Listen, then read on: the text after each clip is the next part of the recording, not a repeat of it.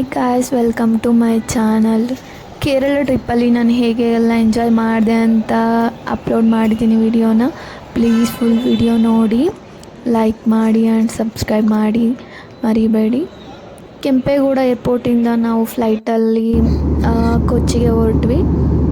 ಸಕ್ಕದಾಗಿತ್ತು ಮಾತ್ರ. First time experience ಏರೋಪ್ಲೈನಲ್ಲಿ. ನಾನಂತೂ ಒಂದು ಸ್ವಲ್ಪನೂ ಕಣ್ಣು ಮುಚ್ಚಲಿಲ್ಲ. ಫುಲ್ಲು ನಾನು ನೋಡ್ತಾನೆ ಇದ್ದೆ ಮೋಡಗಳು ಹಿಂಗೆ ಬರ್ತಾಯಿತ್ತು. ಸಕ್ಕದಾಗಿತ್ತು ಮಾತ್ರ. ಎಷ್ಟು ಚೆನ್ನಾಗಿತ್ತು ಅಂದರೆ ಈ ಥರ ಹಿಂಗೆ ಅಂದರೆ ಕೈ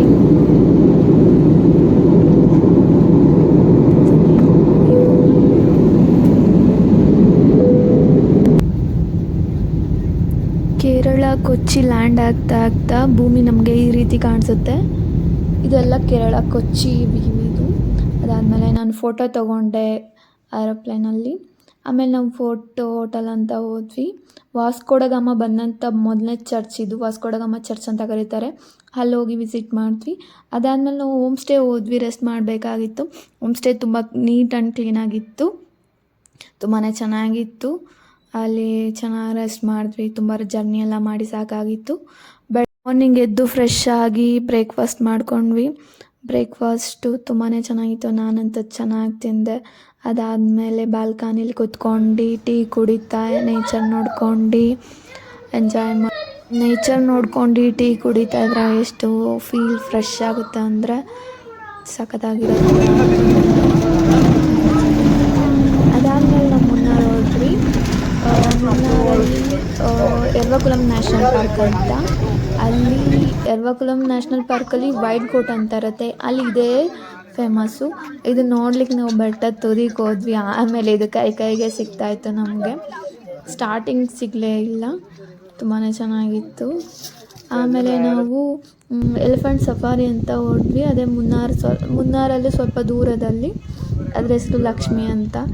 ಅದು ಎಲಿಫೆಂಟ್ ಅಂತೂ ತುಂಬಾ ಕಾಮಾಗಿತ್ತು ಪಾಪ. ಎಷ್ಟು ರೌಂಡ್ ಹೊಡಿತಿತ್ತು ಏನೋ. ಅಷ್ಟು ಸಲನೂ ಅದಕ್ಕೆ ರೆಸ್ಟ್ ಇಲ್ದಲೆ ಜನನೆಲ್ಲ ಕರ್ಕೊಂಡು ಹೋಗ್ತಾನೆ ಇತ್ತು ಪಾಪ ಅದು.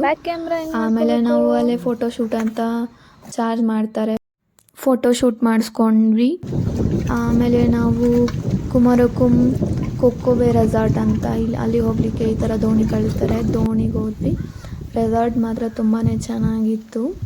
ಕೊಕ್ಕೋಬೆ ರೆಸಾರ್ಟ್ ಅಂತ ಇದು. ಆಮೇಲೆ ನಾವು ನೈಟ್ ಸ್ಟೇ ಆಗಿಬಿಟ್ಟು ವ್ಯೂ ನೋಡ್ಕೊಂಡು ಅಲ್ಲೇ ಸ್ವಿಮ್ಮಿಂಗ್ ಫೂಲ್ ಇರುತ್ತೆ, ಚೆನ್ನಾಗಿತ್ತು. ಡಿನ್ನರೆಲ್ಲ ಮಾಡ್ಕೊಂಡು ಆಮೇಲೆ ರೆಸ್ಟ್ ಮಾಡಿದ್ವಿ. ಬೆಳಗ್ಗೆ ಎದ್ದು ನಮ್ಮ ಯಜಮಾನ್ರು ಸ್ವಿಮ್ಮಿಂಗ್ ಫೂಲಲ್ಲಿ ಆಟ ಆಡ್ತಿದ್ರು. ತುಂಬಾ ಚೆನ್ನಾಗಿತ್ತು ನೇಚರ್ ಮಾತ್ರ. ಪಕ್ಕದಲ್ಲೇ ಬ್ಯಾಕ್ ವಾಟ್ರ್ ಇರುತ್ತೆ.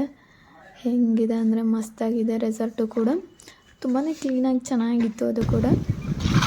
ಇದು ಕುಮಾರಕುಂ ಬ್ಯಾಕ್ ವಾಟ್ರ್ ನೋಡಲಿಕ್ಕೆ ನಾವು ಬೋಟಲ್ಲಿ ಹೋದ್ವಿ. ಬೋಟಲ್ಲಿ ಫೀಲ್ ಮಾತ್ರ ಸಖತ್ತಾಗಿತ್ತು. ನೀರು ನೋಡ್ಕೊಂಡು ನೇಚರ್ ನೋಡ್ಕೊಂಡು ಅಲ್ಲಿ ಕಾಲ ಕಳೆಯೋದು ಅಂದರೆ ಮಸ್ತಾಗಿರುತ್ತೆ, ಚೆನ್ನಾಗಿರುತ್ತೆ ಎಕ್ಸ್ಪೀರಿಯನ್ಸು.